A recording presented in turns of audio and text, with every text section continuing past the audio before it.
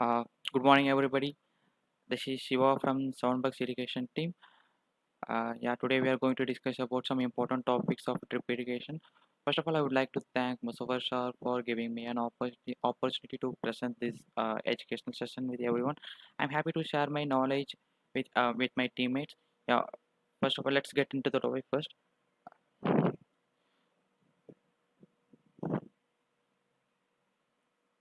Yeah, today we are going to discuss about the benefits of drip irrigation. uh, we will see the benefits one by one in every slide, and I will explain how it will benefit the farmers, how it will save the cost, and how it will save the water, everything. So let's get into the topic. First first and major advantage is we are the water use efficiency is 90%, which is very much higher. We in normal irrigation in India we are passing water throughout the field. In that condition we are only utilizing the 20% water, rest of the 80% water is going wastely. So that's why drip irrigation is very efficient in supplying the water. So how it is efficient? If you see this, uh, let me change the laser first.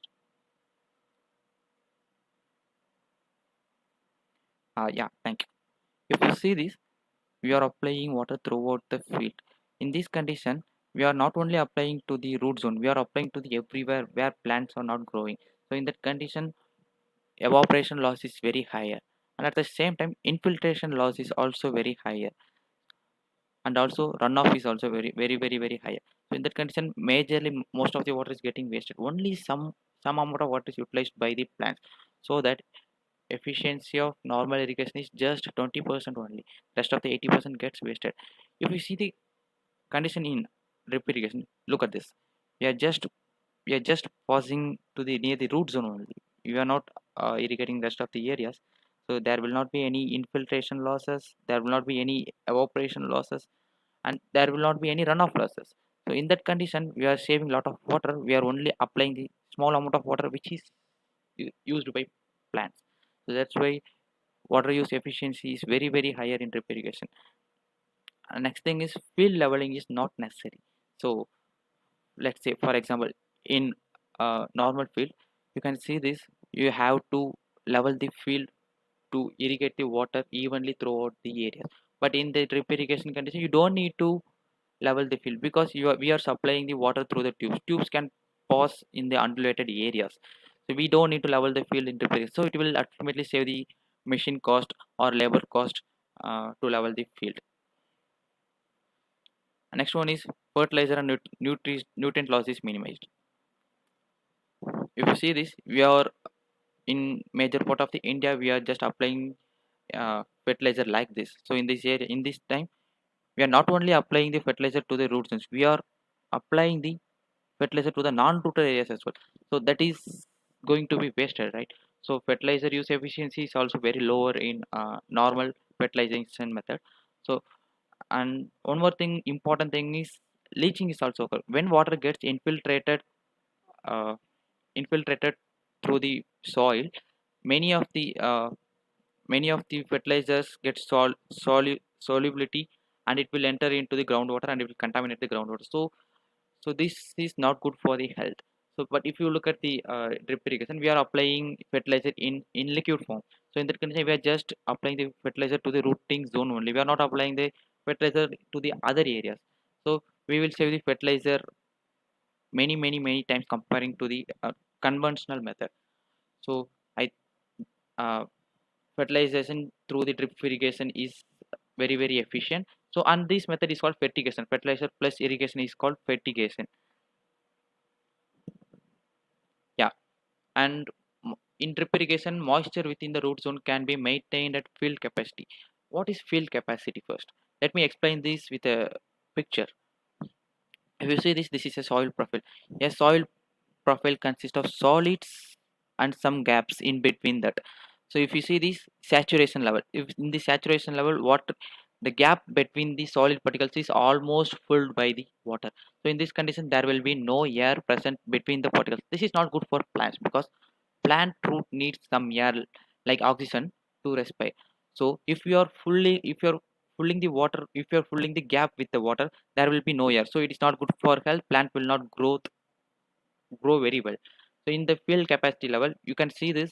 There are a lot of gaps, which in that gaps gases will be present. So plants will be able to respire from this, and this condition is the it has to be have to be maintained this condition everywhere in this in the soil, so the plant will be able to respire. This is permanent wilting point. It at that point plant will not be able to absorb any water, because these minute water is attached to the soil particles, which will not be absorbed by the plant. So we should not allow water to dry to this level. We have to maintain this level. That's why we have to irrigate frequently in every time. So in conventional irrigation, we cannot able to irrigate frequently, but in drip irrigation we can able to uh, irrigate daily on daily basis. So this is the major advantage in drip irrigation. So if you are maintaining the field capacity everywhere, automatically crop quality will be higher. In that time, if the crop quality is good, you will get a good market value of your crops. So it will increase your selling price, and you will get many more profits. And next, soil erosion. Soil erosion is the major issue in India. If you are applying the water through the land, a lot of water will be get eroded. If you look at this picture, you can see this. Many of the soils has been eroded because of the conventional irrigation. But if you are applying water through drop by drop in every area, you cannot get this condition. So you will save a lot of soils. At the same time, you will get a if this condition occurs, the plant roots will be exposed to the atmosphere. Then plants will automatically die. So we should not allow this happen. Weed growth is lessened in drip irrigation. How weed growth is lessened? Let's see this. If we are applying water everywhere to the field, you can see this. We are just growing this crop only, but unwanted plants has been grown in between the plants. This is not we wanted. We need to grow only these plants. So this only we are going to. If you are applying to the whole area, if you are applying water to the whole area, and unwanted plants can be grown in between the areas, and you have to again remove this. That is a labor intensive process. So if you don't remove this, it will not allow the rest of the plants to grow. So you have to remove the unwanted plants. But but in this condition, in the drip irrigation condition, you are just applying water to the root zones of needed plants. We are not applying to the rest of the area, so that weeds will not grow. Weeds in the sense unwanted plants. Weeds will not grow in this area, and we will save the labor cost as well. And plants will grow effectively in drip irrigation. And soil type.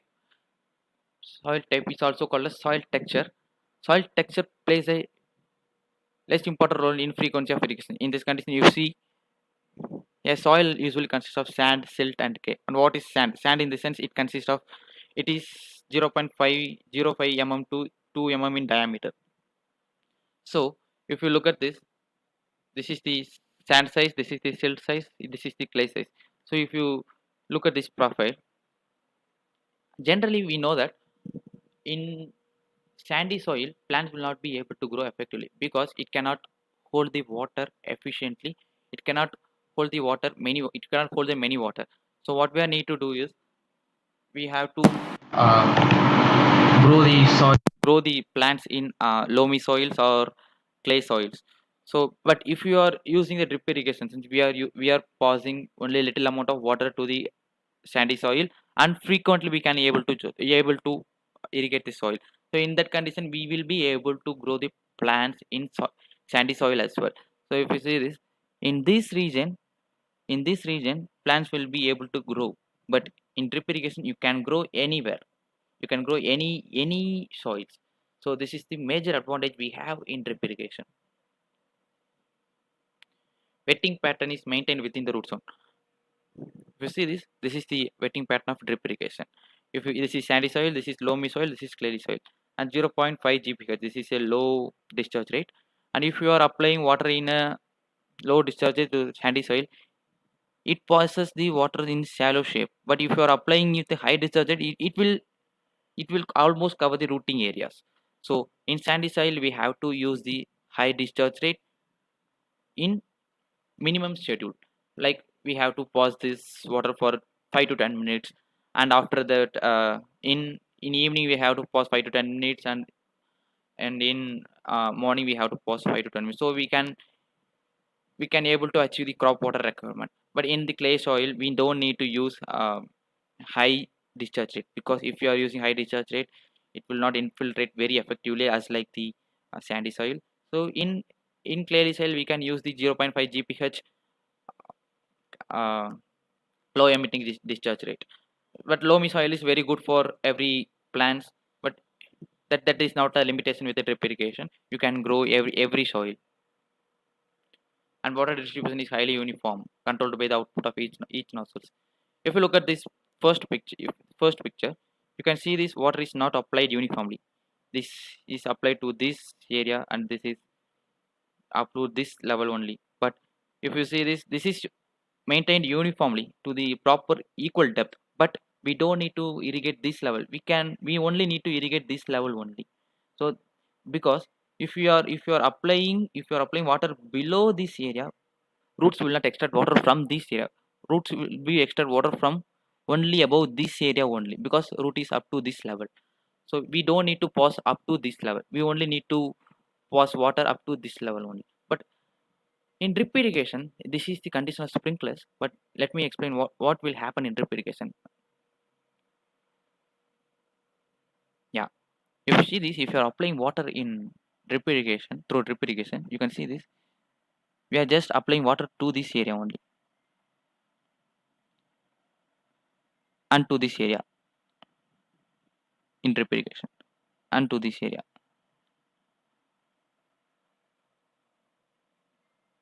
So what we are achieving in drip irrigation is we are only passing water through this area only. We are not passing to this area. So because in this is tree, so that roots are very wider. But in the vegetable crops, in and other commercial crops, roots are only this area, up to this areas only. We don't need to water the in between these areas. So we will save a lot of water in drip irrigation. It will save your water bill. It will save your and it will save your time as well. So this is the one of the advantage in drip irrigation.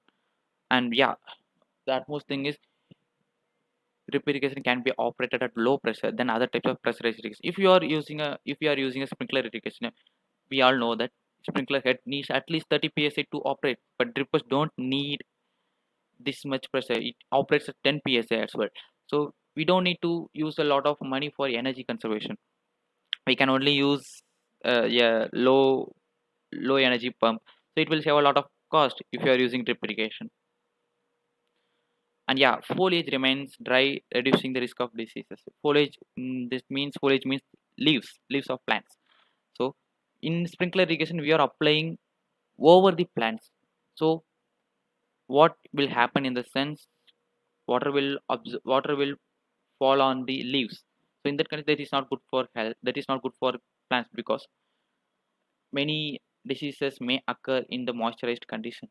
So in drip irrigation, we are just applying the water to the um, root zone. We are not applying over the leaves. So in that condition we will keep the foliages very dry. So we don't need so there is no chance for any diseases to spread in drip irrigation condition. So if you see this condition, this disease is called lettuce mosaic virus. We are applying When we are applying water over the head, it will induce some viruses to fall develop on the leaves. So it will automatically reduce the crop quality, and it will reduce the market value as well. So variation in supply can be regulated by we can be regulated by regulating the walls and drippers. So you know that we all know there are a lot of variety of dripper discharge. You know that it is differently color coded according to the dripper discharge rate. So we can change according to our convenience. When we are needing 2 GPH or 0.5 GPH or 1 GPH, we can change according to that. Everything will be operated under the same PSI. So we can be regulated the flow in drip irrigation. Labor requirement is less compared to conventional irrigation. Yes, of course. You know that we don't need many labors to uh, for drip irrigation. For conventional irrigation, we have to prepare the bunds. We have to build some